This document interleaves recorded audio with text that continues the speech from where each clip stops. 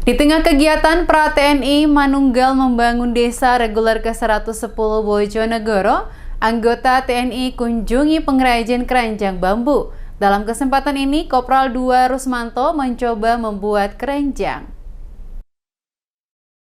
Berjalannya kegiatan pra-TNI Manunggal membangun desa reguler ke-110 Kodim 0813 Bojonegoro, anggota Kodim Bojonegoro kunjungi pengrajin keranjang di desa Jatimulyo. Tampak bersemangat dan antusias Kopral II Rusmanto saat belajar membuat keranjang di rumah Sriono, warga desa Jatimulyo.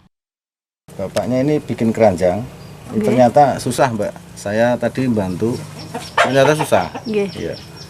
Dan bapaknya ini karena sudah terbiasa, jadi ya nggak ada kendala. Kendalanya hanya cuman karena bahannya beli, tidak punya sendiri. Karena saya belum pernah bikin, jadi susah. Rusmanto mengaku ini adalah pengalaman pertama belajar membuat keranjang bambu. Tidaklah mudah, butuh kehati-hatian dalam pembuatannya agar tidak menggores kulit.